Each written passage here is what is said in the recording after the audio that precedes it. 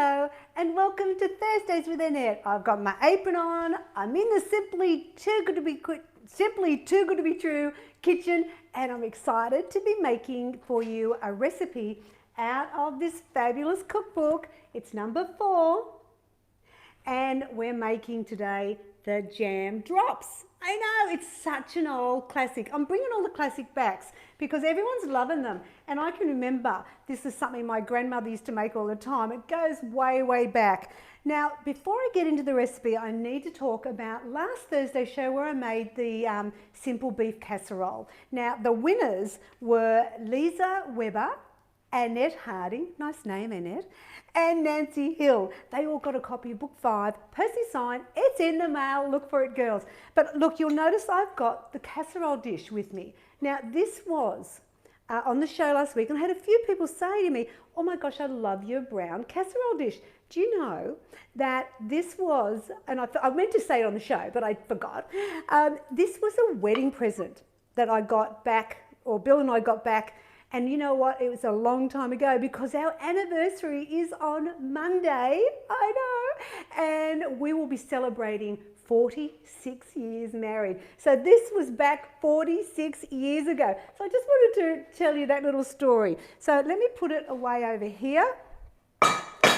It's very precious to me, and I don't have many things from the old days like that, but this one I've kept. So jam drops, I'm excited. We've got the oven preheated to 180 degrees fan force. Now, the thing about this recipe is I reckon you could make it anytime you liked because the ingredients are pretty well basically what we have at home all the time. So what do we need? We're going to need some eggs. We're going to need some Floralite margarine, some white sugar, some jam, corn flour, self-raising flour, a little bit of vanilla essence, cooking spray. So I've got all of that all the time. So let's get started. First of all, I'm going to actually put my margarine in to melt because I want it to cool down slightly. So I'll do that first. So this goes in the microwave. I'm going to do it at 70% power for 30 seconds. And by putting the cling wrap over, it really helps it splattering all over the place, which I hate a messy, have to clean a microwave like that is horrible. So while that's melting, let's start. So 3 egg whites is what we need. So we don't need the yolks. So we've straight away, this traditionally would have those yolks in there. So I've saved 18 grams of fat. The other thing that's normally in normal jam drop recipes is they use a lot of butter and as well a lot of sugar. So I'm using the low-fat margarine, not as much sugar because you know what, the jam is going to sweeten it up. There we go.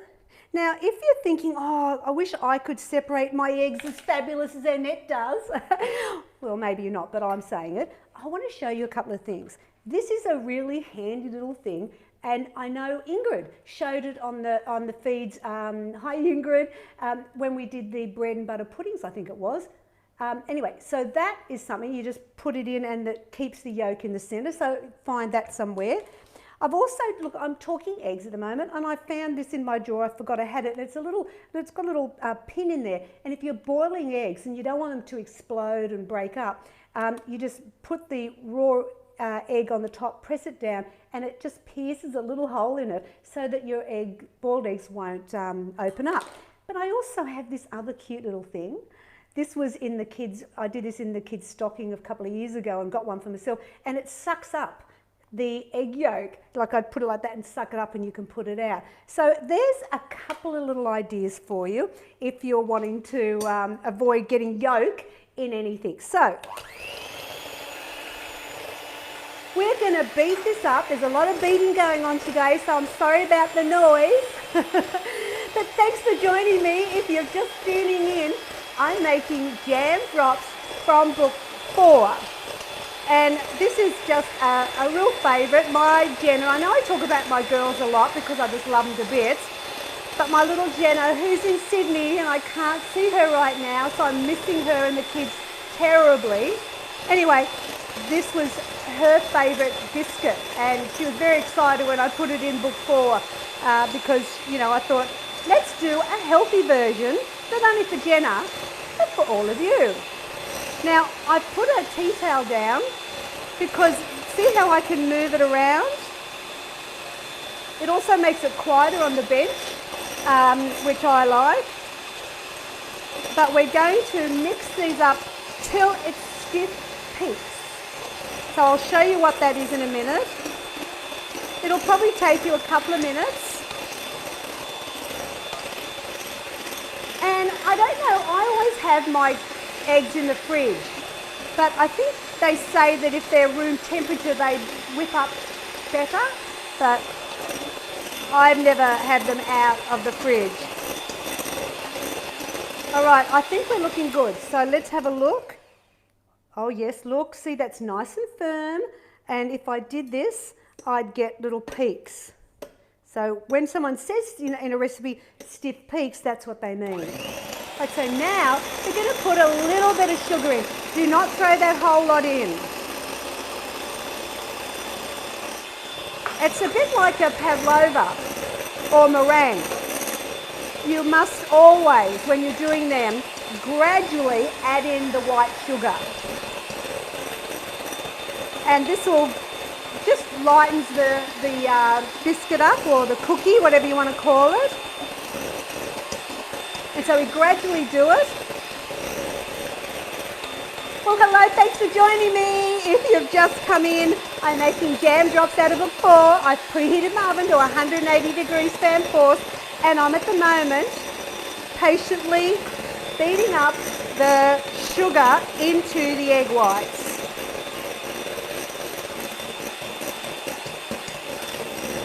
You just got to let it do its thing.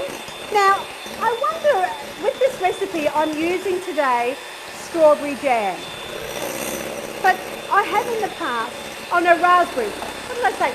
I was thinking about strawberry, actually, it's raspberry jam in the recipe. But what I often do when I make these, because they are often made in my kitchen, we love them, is I use different jams. You make 24 of the jam drops, and so I do like 3 different jams. I do like the raspberry, I'll do the strawberry. My little granddaughter Portia likes the apricot, and Bill likes the ginger. He likes ginger jam in them. So you could put any jam you like, or mix it up a bit so you have different jams. It's easy to do. I mean, you could do plum, you could do marmalade even. I wonder how that would work. Bill's going, yes, he would like that. But you know what else I've done for my Billy? I've actually done it with lemon spread as well, or lemon curd. You know, you buy it in the jar. I don't make my own, I buy it. Last bit, and it was really good with the lemon. Alrighty, so I've got my last bit of sugar in. As you can see, it's just a matter of beating it up. This is such an easy recipe. Now, I have a question for you. I just love asking questions because I love to learn what you do. So, do you put your jam in the pantry or the larder, or do you put it in the fridge? I'd love to know. I always put it in the fridge once I've opened it because it actually tells you to do that. But I was somewhere the other day and they had their open jam in their pantry, and I went, okay. So, what do you do? Is it in the pantry or in the fridge? Now, I want to test it to see if the sugar has dissolved enough. So what you do is you pick a little bit of the mixture up and just do this. Now I can feel a little bit of sugar there, so I'm going to do it for another maybe 30 seconds. And then what we'll do is we add in the margarine and the flour and we make magic. I reckon that'll do it. There we go. Now, I'll just get the marge out of the microwave.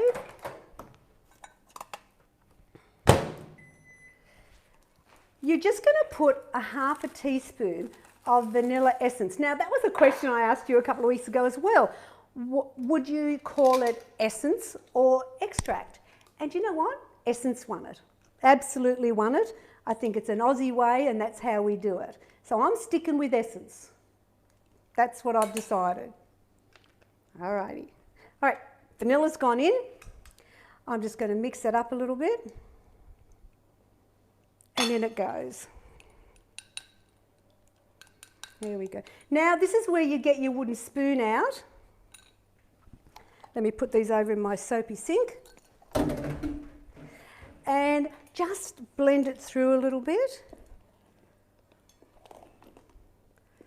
The idea is that, you know what, it will flatten a bit once the flour goes in. It's just how the recipe is. But at this point, we're just folding that through gently. And it doesn't have to be completely mixed through, just at that level, I'm happy with that.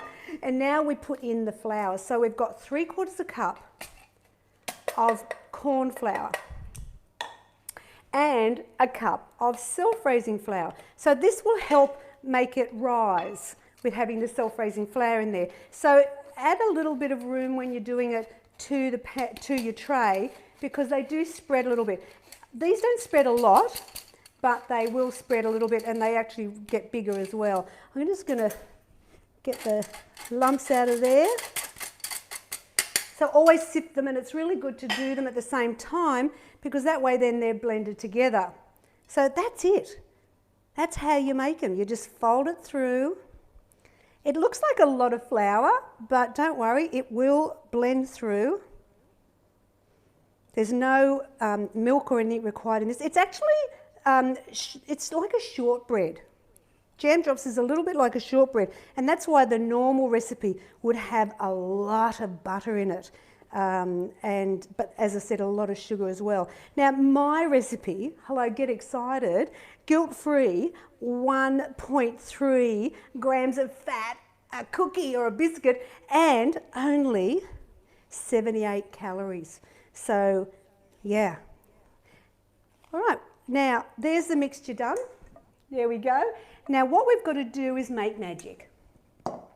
So the mixture's done.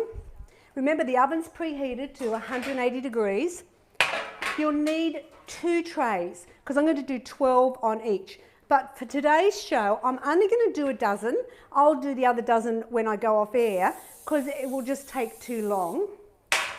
So when you make it, you know, just follow what I'm doing and repeat it, okay? Okay. So what I'm going to do is I boiled some water before we started, and I'm going to pour that in, and this is how you can help spread it so that you'll be able to get the jam in. So I do that now so it's ready. Okay, so what I'm going to do is I'm going to grab 2 spoons, a little one and a big one, and I'm going to scrape off the wooden spoon. We don't want any of that missing out. You'll get 24 out of this, so it's a good amount. Okay, so now what we do is we're going to do a like a dessert spoon of mixture. Oh, there's a bit of flour there. Get a dessert spoon of mixture and pop it down. Try and sort of shape it round as you go if you can. I'll show you how to fix that in a minute. Now I'm going to do 4 rows of 3 cookies. Here we go. As I said, try and shape them a little bit as you go to try and get that round shape. These are so delicious, and they keep in a sealed container really well. Now the other thing as well is that, I don't know, I think over time I've sort of lost a bit of my sweet tooth. And I find that actually the teaspoon of jam is a little bit too much for me. So I only, when I make it, I kind of do half of it. So I do like half a teaspoon. And so you make a call on that. The recipe is for a teaspoon, but up to you if you want to do less. You definitely don't need more, that's for sure. All right, so now there's half my mix used. All right, so this other half, I'll go over here, put it here, and I'll make them later. So you'll keep doing it, and you would have done that already. So now with the hot spoon, and I'm going to get my little tea towel to wipe it, I just want to go in and just look at the shape. I think I'm pretty happy with all that. All right, so now what I tell you to do is get your spoon with the heated water and then push it in. But I've got to tell you that over time I've found an easier way to do it. So maybe I should write the recipe. Well, I'll show you how it tells you to do it in the book. So you go in and you push it so you get a hole or like a little gap in there. See there? That's to put the jam in. But what I've learnt is to do it this way. Stick my knuckle in. Look at that. It really works well. Maybe when I reprint I'll say, just stick your knuckle in. It'll work. Or, if you don't have like long nails, you could actually do it with your finger. Bill does it with his finger because he's got fat little fingers. But I find with nails it's too hard. But so this is how I tend to do it. Can you see? I'll just show you again with the spoon. You just go in, open it up.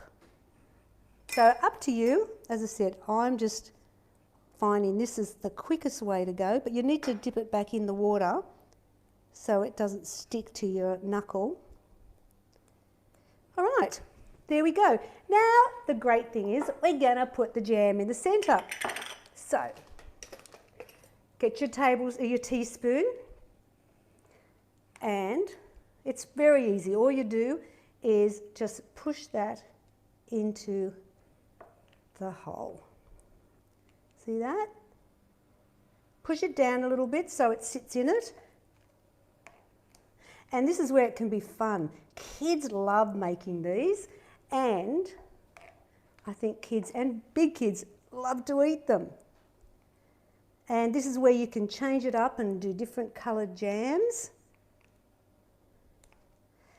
And they will bake at 180 degrees for 10 to 15 minutes. It really depends on your oven, how quick it is. For me today, I've made a batch ahead because you know I always like to show you the end result. And I did them for 15 minutes in my oven. Now remember, you can do it with any jam you like.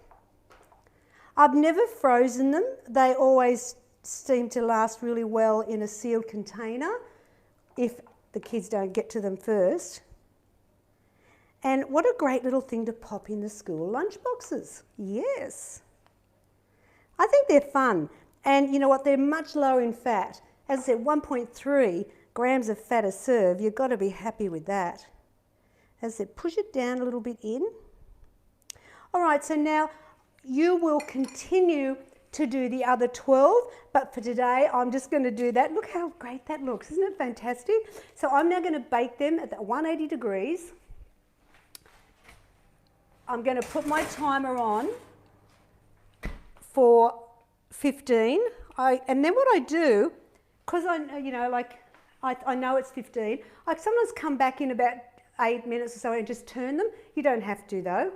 So there it is. Do you want to see what they look like? Yes, hello, here we go. There they are. There are the jam drops ready for afternoon tea. And I make 24 of them. If you want to make them bigger, then you'll just get less, of course, so that's up to you. And remember, choose whatever jam you like. But the question, remember, do you keep your jam in the pantry or the fridge? Now, if you'd like to win this fabulous book 4, why wouldn't you? It's all free and fabulous. You've just got to like, share. Now, you know on Thursdays, this is the routine. You like, you share, and then in the comments, you're going to do a hashtag, Symply with a Y, Symply Too Good. Now, if you write that in, then you go in the draw to win a book. How fabulous is that? I mean, when you look at these jam drops, there's nothing that you can't have when it's simply too good to be true. I mean, who knew weight loss could be so deliciously healthy the Annette way? Even jam drops.